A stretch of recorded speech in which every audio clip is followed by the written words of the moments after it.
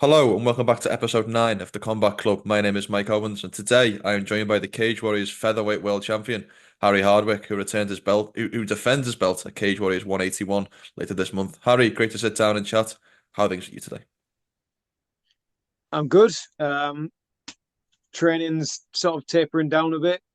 Still got a few more intense hard sessions left, but training's kind of tapering down. And I'm kind of getting to that point where like the closer I get to a fight, the more I just dumb myself down. You don't want to like paralysis by analysis. I think too many people overthink things. I have supreme trust in the work I'm putting in the gym to program my body to do the right stuff.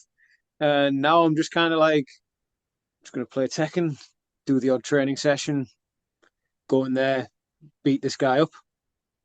I love it. Well, before we talk about the fight, I want to talk about last Saturday afternoon because I believe yourself and George brought your two world title belts to Middlesbrough's grounds, and I think it was a 5-1 victory for your club. So It talk to was me a little bit about that experience. it was a 5-1 victory. It was it was an unreal day.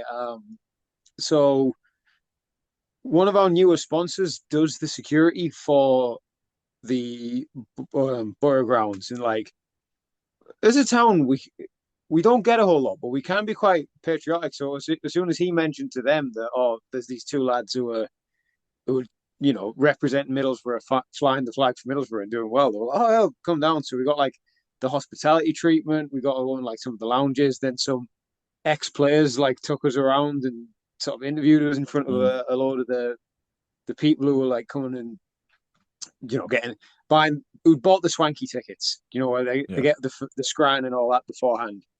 Uh, Even got talking to like a few Luton fans, and then obviously the match itself was unreal. Obviously, being a Middlesbrough fan can be frustrating.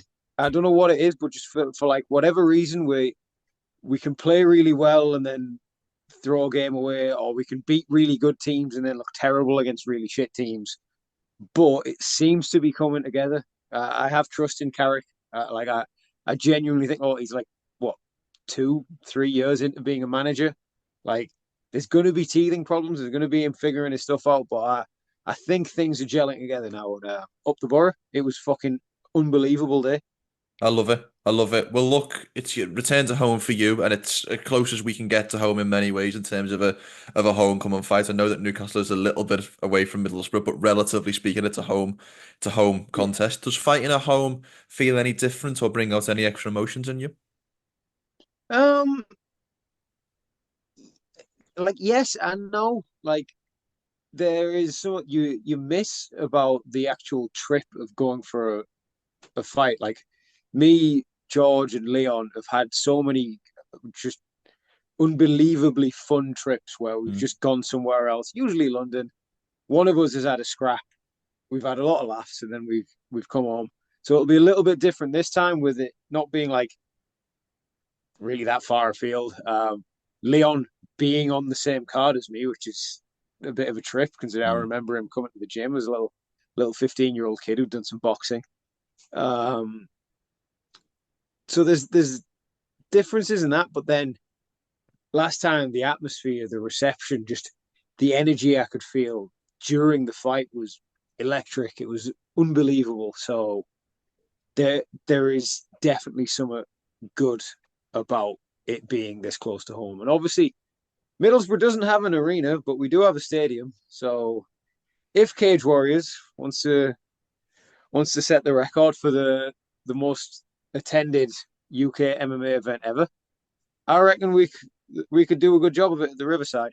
And I think with Middlesbrough being a bit smaller, the venue. In fact, I would put money on the venue hire for the Riverside Stadium being cheaper than the venue hire for the Three Arena in Dublin, which is where Cage Warriors has done a Mm. fair few shows. I Uh, would put good money on that. yeah. UFC 309 is finally here. John Jones versus Stipe Miocic for the UFC heavyweight title. And we've partnered with our friends at DraftKings to bring you an incredible new offer. New customers who bet $5 will receive $200 in bonus bets instantly using our promo code Inside Fighting.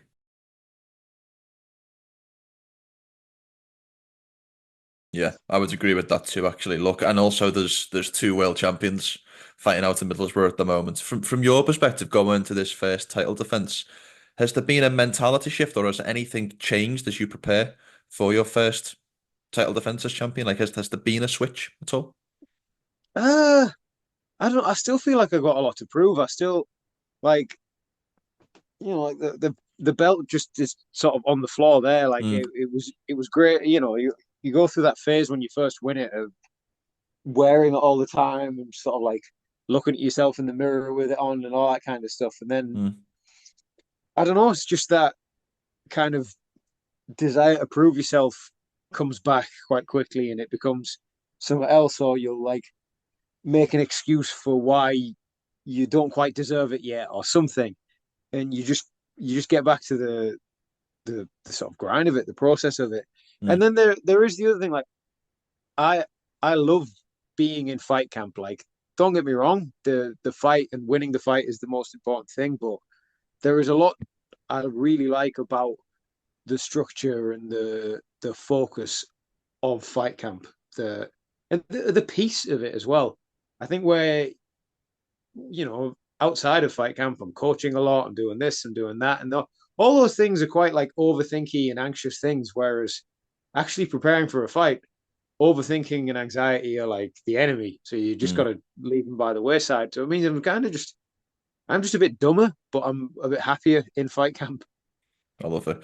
Well, let's talk about your opponent. I think his record is 11-1-1. I think he's making his Cage Warriors debut. What have you made of him? And also, when we get these Brazilians or these South Americans come over to Cage Warriors, there's maybe a difficulty in finding tape or actual tape study on your opponent. So have you been able to find any of his previous fights? Yeah, so he's a big unit of a man. He has won fights at lightweight. I mean, he actually won a title at lightweight in some French or Swiss promotion. Um, his loss and his draw were his first two fights, and he's Yeah. been on an 11 fight winning streak since. I have found a fair amount of footage. I don't think he's fought anyone like me, and I think I have fought considerably stiffer opposition on the way up than he has.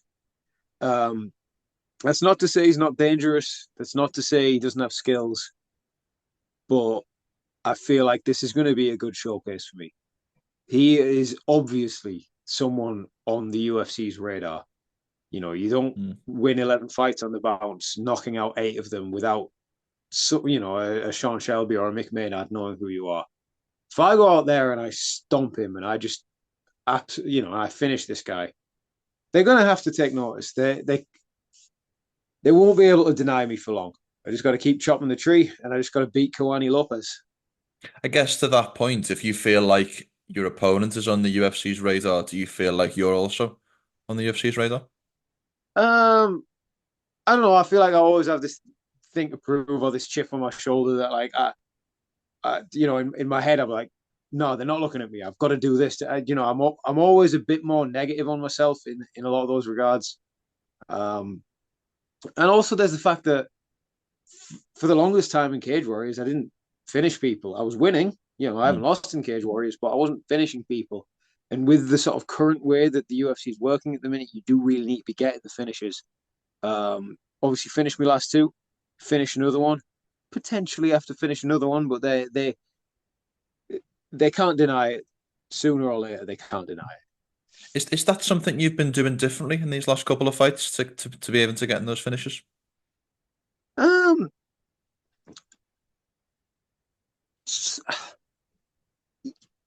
yes and no. Like, I've just been focusing on like sitting down on my shots a little bit more, um, putting things together a bit.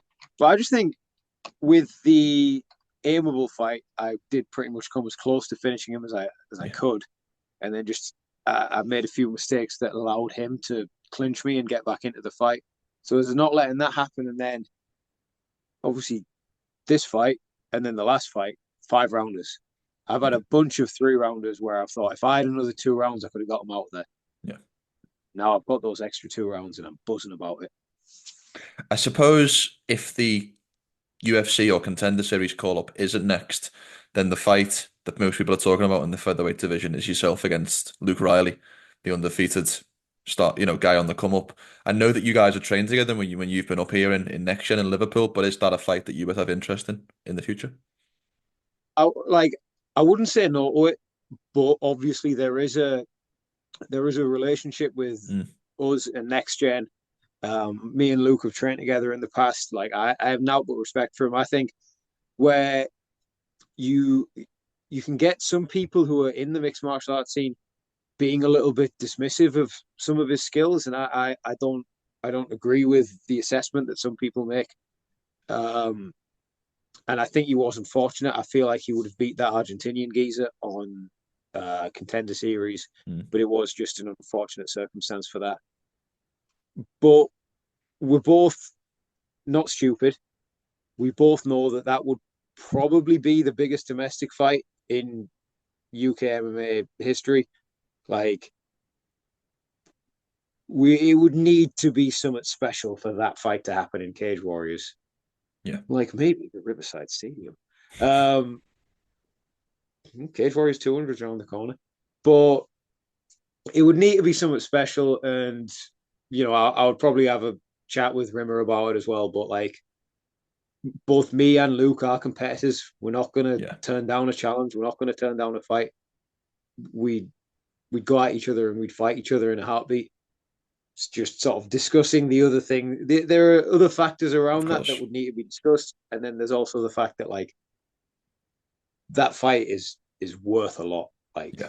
we know it is a big fight, so it would need to be somewhat a step up from just Yeah. a normal Cage Warriors title fight, really. Mm, mm.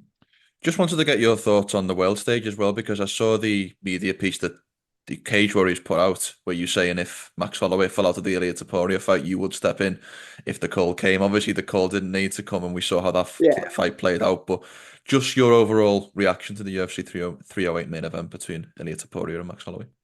I mean it was a fucking cracker of a fight. Like, Mm, um, the sort of you had two top level guys making reads and adjustments on one another, going out there to like fight each other and finish each other the way that they were trying.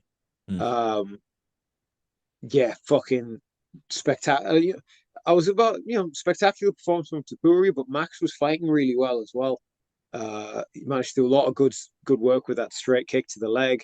Obviously, his check hook was landing, but it didn't seem to be having too much of an effect on Ilya.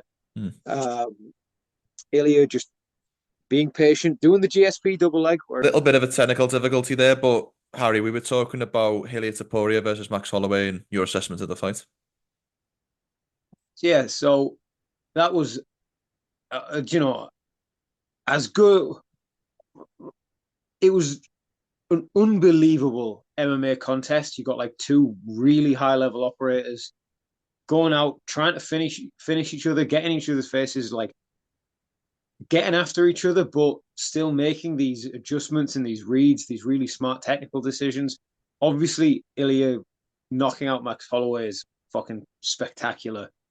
Um, but sort of going back to that Cage Warriors video where they asked, "Oh, who would you like to fight?" and I said Topuria, and then you got people in the comments going, "Who does he think he is?" I'm like, "I'm a professional fighter in that weight class.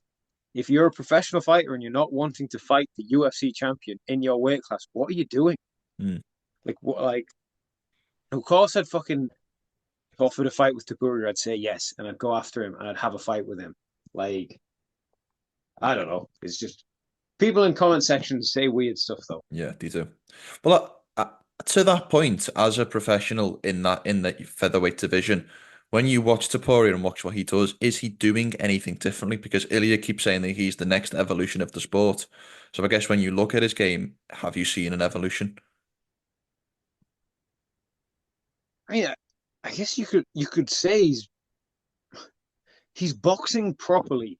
Like, I know he's got a very like similar style of boxing to Canelo, but he's done the requisite things to allow himself to actually do that in an MMA scenario. Like a lot of people would struggle with actually applying that style of punching and boxing into an MMA scenario. And like, obviously, he came from more of a grappling background. He's actually kind of interesting. If you watch his pre-UFC fights, it's like there's a couple of them where his striking looks shite, like god awful. Then he has like a 1 year break, comes back with some tattoos, and suddenly has hands. It's bizarre.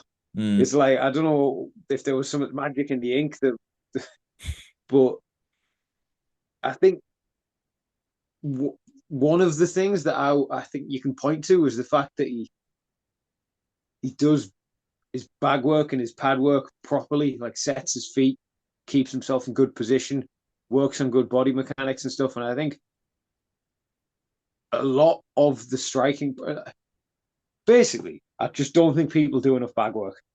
I don't think on the whole, across the board, MMA fighters are doing enough bag work and doing it well. Whereas you get Topuria and Pereira, obviously both do a fair bit of hard sparring as well, so they're getting a lot of reps of just battering people in the gym. Mm. But like these are the guys with knockout power, the knockout artists at the minute. And if you go through and watch a lot of their training, because I will watch tons and tons of training footage of people, like one thing with them is they are on the heavy bag a lot, Yeah. digging their punches in, getting the right body mechanics down.